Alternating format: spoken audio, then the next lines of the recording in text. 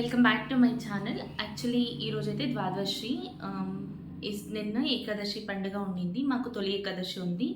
And every month నేను Ekadashi fasting చేస్తాను కాబట్టి నేను పెద్దగా హడావిడిగా అయితే ఏం చేసుకోను. ఎప్పుడులాగే దీపం పెట్టుకుంటా. కానీ ఇక్కడైతే అత్త వాళ్ళ ఇంట్లో ఎడ వేస్తాము. లైక్ ప్రసాదాలంతాను ఎడ వేస్తాము.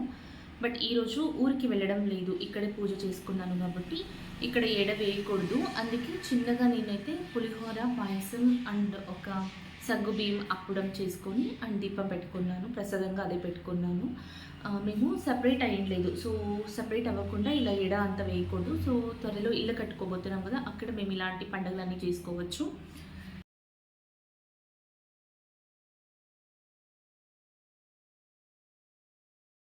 ఫాస్టింగ్ ఉండడం వల్ల ఏం తీసుకోలేదు. యూజువల్లీ అయితే తొలి ఏకాదశి నాడు సాయంకాలం అంతా పూజ చేసుకొని ఎడ వేసుకున్నప్పుడు అటుకులు నానబెట్టుకొని తింటారు. నేను ఎందుకో అది తీసుకోవాలనిపించలేదు. జస్ట్ ఒక గ్లాస్ బెల్లం వాటర్ పెట్టుకుంటాము కదా! అది తీసుకున్నాను. అండ్ ఇప్పుడైతే ఫుడ్ తీసుకుంటున్నాను. లైక్ ప్రసాదానికి చేసిన పాయసం అండ్ పులిహోర, లైక్ అప్పడం ఇలా తీసుకుంటున్నాను.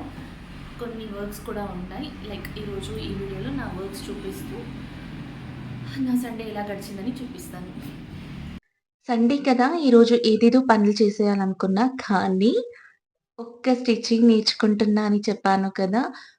కొంచెం కటింగ్ చేద్దాం. సో, స్టిచ్చింగ్ మళ్ళీ చేద్దామని స్టార్ట్ చేశాను చూడండి. లిటరల్లీ 3 అవర్స్ స్టిచ్ చేశాను. లైక్ కటింగ్, స్టిచ్చింగ్ అంతా కలిపి 3 అవర్స్ పట్టింది. నా దగ్గర ఈ శారీ ఉంది. Like red and cream combination, like white and cream మిక్స్‌గా ఉంటది. ఈ కాంబినేషన్‌లో ఒక శారీ ఉంది. నాకేమనిపించిందంటే దీన్నైతే ఇప్పుడు వాడడం లేదు నేను. సో, రెడ్ కలర్ పార్ట్ ఏదైతే ఉందో దాన్ని ఏ లైన్ కుర్తీగా స్టిచ్ చేసుకుందాం. అండ్ ఈ వైట్ కలర్ దాని కిందకి పలాజో లాగా చేసుకుందామని ప్లాన్ వేసుకున్నా. అండ్ దాని ప్రకారమే యూట్యూబ్‌లో వీడియోస్ చూసా. లైక్ ఏ లైన్ కుర్తీ ఎలా స్టిచ్ చేసుకోవాలి అండ్ ఎలా కటింగ్ చేయాలని.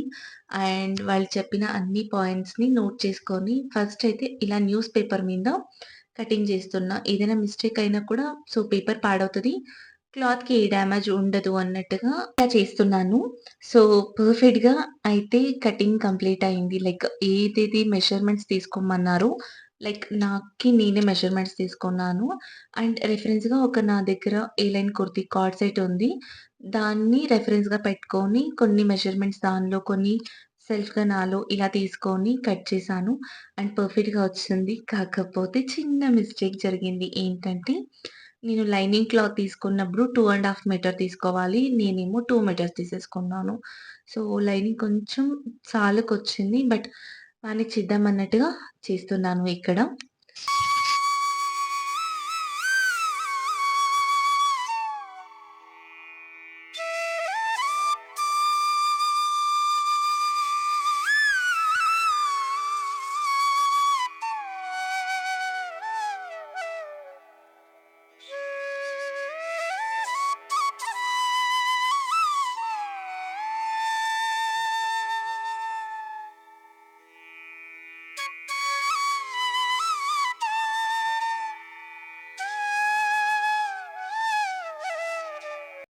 కొన్ని కొన్ని సార్లు నేనేదో అనుకుంటా, ఇంకేదో చేస్తాను. ఈరోజు కూడా అంతే. లైక్ సండే కొంచెం రిలాక్స్ అవుదాం. ఈరోజు ఎలాంటి క్లీనింగ్ వర్క్ పెట్టుకోకూడదు. కానీ వాషింగ్ మిషన్ డీప్ క్లీనింగ్ చేయాలి. ఫ్రిడ్జ్ డీప్ క్లీనింగ్ చేయాలని అనుకున్నా. అండ్ కబోర్డ్‌లో డ్రెస్సింగ్ మిర్రర్ ఏదైతే ఉందో దాన్ని క్లీన్ చేయాలనుకున్నా. ఇదేది చేయకుండా కంప్లీట్‌గా ఈ స్టిచ్చింగ్ మీద కాన్సంట్రేట్ చేసి మొత్తం నా వర్క్స్ అన్నీ మర్చిపోయాను.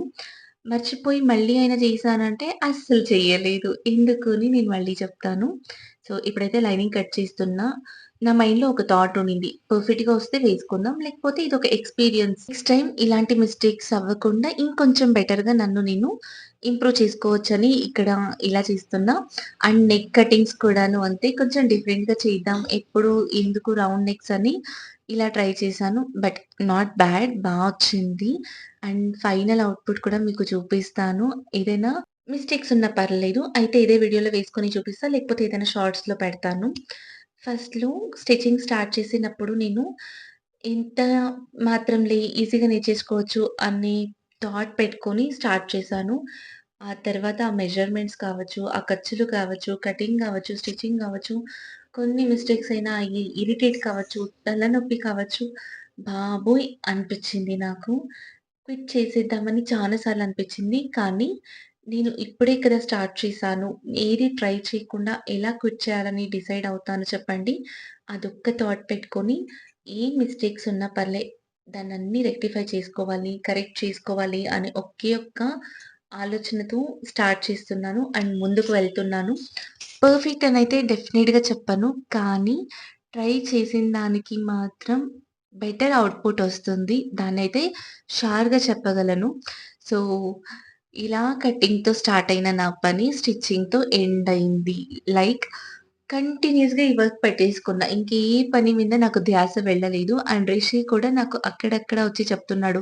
"ఇంకెంత సేపు చేస్తావమ్మా? ఇంకెంత సేపు కుడతావమ్మా? చాలు పనులున్నాయని."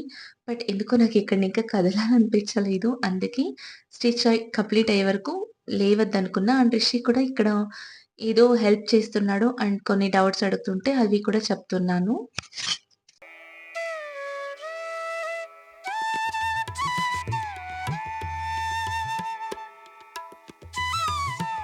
After hours together hard work ఇప్పుడు నా టోటల్ కుర్తా అయితే కంప్లీట్ అయింది.